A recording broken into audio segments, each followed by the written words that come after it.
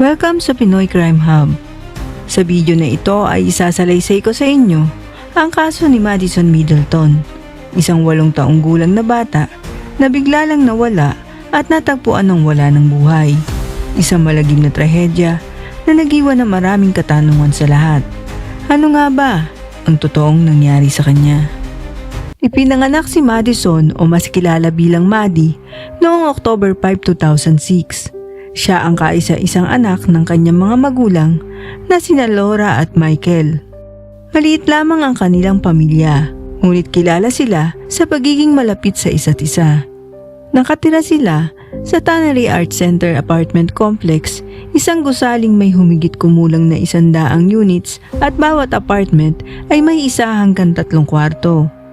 Noong una, itinayo ang lugar na ito para tirahan ng mga taong mahilig sa sining, mga musikero at manunulat na may taunang kita na hindi bababa sa $69,000 noong 2014. Ngunit kalaunan, tinanggap na rin na may-ari ang mga nangungupahan na wala namang kinalaman sa arts. Para sa isang musmos na tulad ni Maddie, perpekto ang tannery. Mahilig siya magpinta ng kanyang mga laruan at likhaan ito ng iba't ibang kwento. Ayon sa kanyang ina, mahilig si Maddie kumanta, sumayaw at gumuhit. Kilala rin siya ng mga tao sa paligid bilang Chatty Maddie dahil palagi niyang kinakausap ang mga taong nakakahalubilo niya. Noong July 26, 2015, dumating ang kaibigan ni Maddie sa kanilang apartment. Habang naglalaro ito ng board game kasama ang kanyang ina, ay nagpasya si Maddie na gamitin ang bago niyang scooter bike na regalo sa kanya. Ayon sa ilang kapitbahay, nakita nila ang bata bandang 4:00 ng hapon na masayang umiikot mag-isa sa loob ng apartment complex. Paminsan-minsan humihinto rin siya para makipag-usap sa ibang mga bata. Dakong 5:00 ng hapon, may nakakita pa sa kanya malapit sa mga mailbox. At iyon na ang huling beses na siya ay nakita. Nang mapansin ng kanyang inang si Laura na hindi pa rin umuwi si Maddie, naisip niya na baka may nakilala itong bagong kaibigan. Kaya't nagsimula siyang kumatok isa-isa sa bawat unit sa loob ng 8 hektaryang apartment complex. Ngunit sa bawat kapitbahay at tenant na kanya nakakausap, pare-pareho nilang sinabi na hindi nila nakita si Maddie. Bandang 6:00 ng hapon, dahil sa pag-aalala, tumawag si Laura sa 911 upang i-report na nawawala ang kanyang anak. Dumating agad ang mga otoridad sa lugar at sinabi ni Laura sa mga pulis na kahit kumpiyansa ang kanyang anak, tinuruan niya ito na huwag lumayo at huwag makipag-usap sa mga taong hindi niya kilala.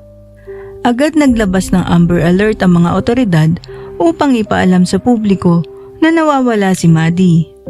Bukod sa Amber Alert, namahagi rin sila ng mga missing person flyers at kinabukasan, sumama na rin ang Santa Cruz Police Department sa malawakang paghahanap. Sa pagtutulungan ng mga taong may malasakit at mga kapulisan, naglabas sila ng mga litrato ni Maddie upang makatulong sa paghahanap. Bandang 11:00 ng umaga ng July 27, 2015, humingi na rin ng tulong ang mga otoridad sa FBI na agad namang nagpadala ng mga tauhan upang tumulong sa investigasyon at search operations. Binaybay ng mga otoridad ang buong Tannery Art Center Apartment Complex patungo sa River Street at kalaunan ay pinalawak pa nila ang paghanap sa kahabaan ng San Lorenzo River at mga kalapit na beach. Lahat na nag-volunteer at mga otoridad ay masusing naghanap, kabilang ang pagsilip sa mga basurahan, pagbubukas ng lahat ng sasakyan at pati mga garahe sa loob ng apartment complex.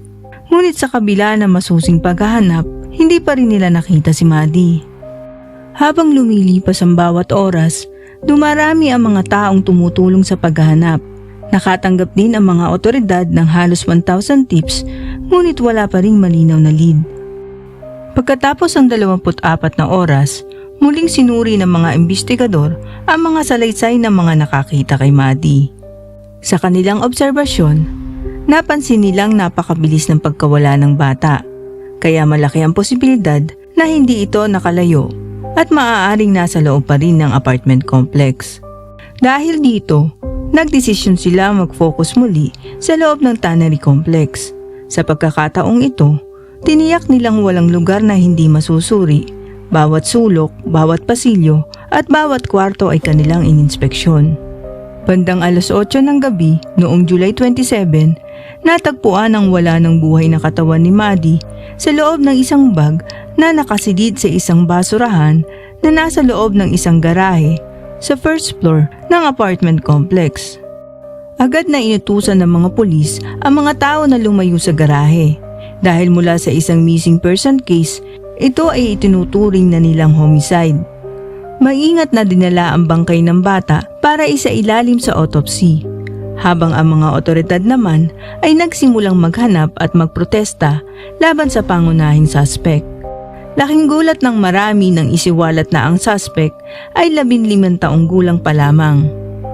Mas ikinagulat pa ng lahat nang malaman na ang salarin ay isa sa mga taong tumulong sa paghahanap kay Maddie at mabilis itong tumakbo matapos madiskubri ang katawan ng bata. Hindi lang ang edad ng suspect ang nakakabigla, kundi pati na rin ang katotohanang ito ay nakatira rin sa apartment complex. Dahil dito, marami sa mga magulang ang kinilabutan at natakot sa posibilidad na ang suspect ay maaaring nakakahalubilo o nakasama rin ng kanilang mga sariling anak. Isang local TV station ang nakakuha ng video ng suspect habang inilalabas ito ng mga pulis.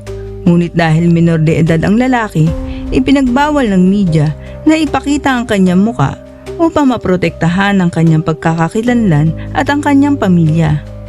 Sa parehong video, makikita rin ang isang babae na hysterical at humahagulgol sa matinding pag-iyak at napag-alaman na siya pala ang ina ng suspect.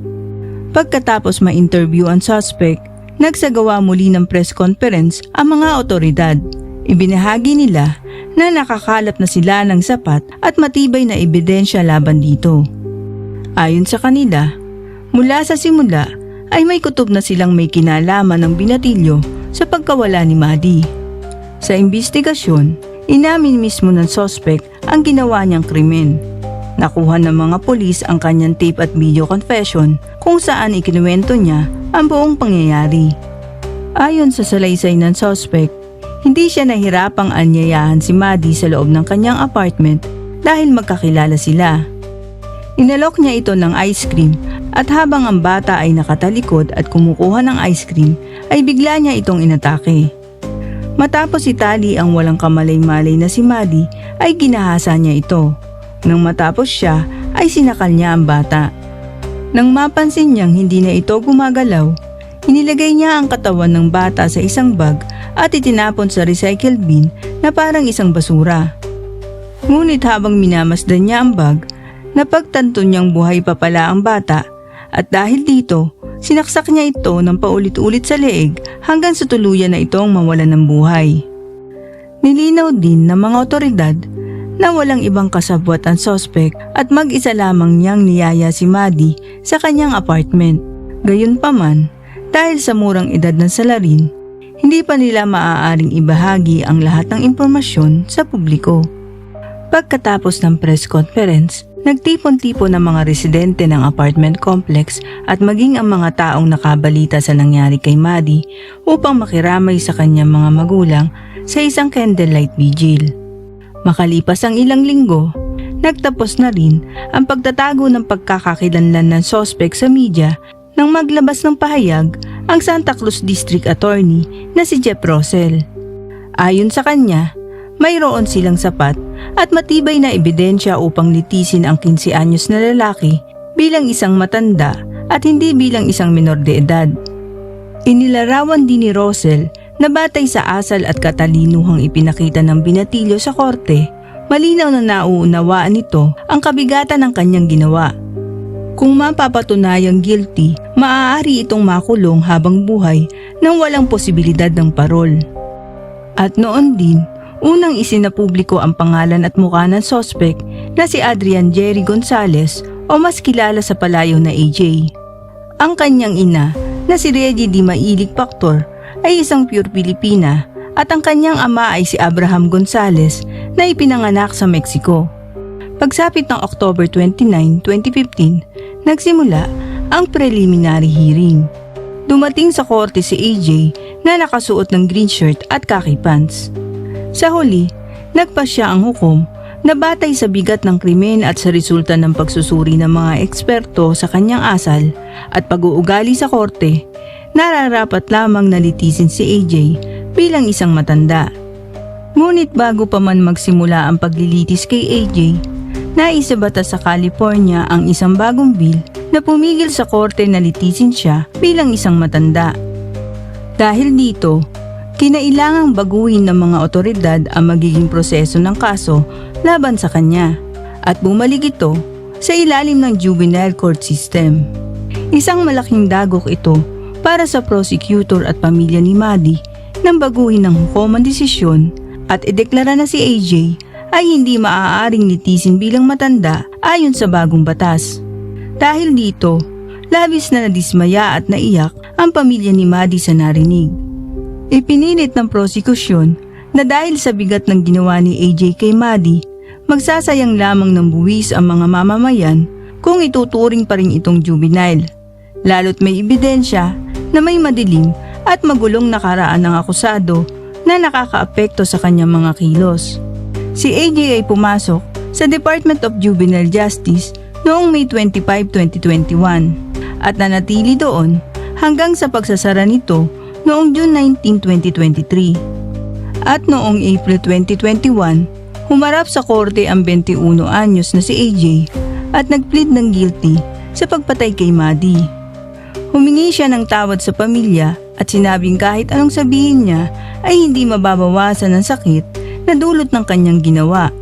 Ayon sa kanya, layunin niyang baguhin ang sarili upang wala nang makaranas ng parehong trahedya. Pagkatapos nito, inilipat siya sa isang secure youth treatment facility sa Sonoma County, kung saan siya ay nanatiling nakakulong hanggang sa sumapit ang kanyang ika-25 kaarawan noong 2024. At noong February 2025, makalipas ang halos isang dekada, naganap na ang kanyang unang parole hearing. Ayon sa pahayag ng tanggapan ng Santa Cruz County District Attorney, napagpasyahan ng mga jury na si AJ Gonzalez ay patuloy na magiging banta sa komunidad kung siya ay palalayain. Maraming salamat sa panonood ng kaso ni Madison Middleton. Kung nagustuhan nyo ang video na ito, huwag kalimutang i-like, mag-subscribe at i-click ang notification bell.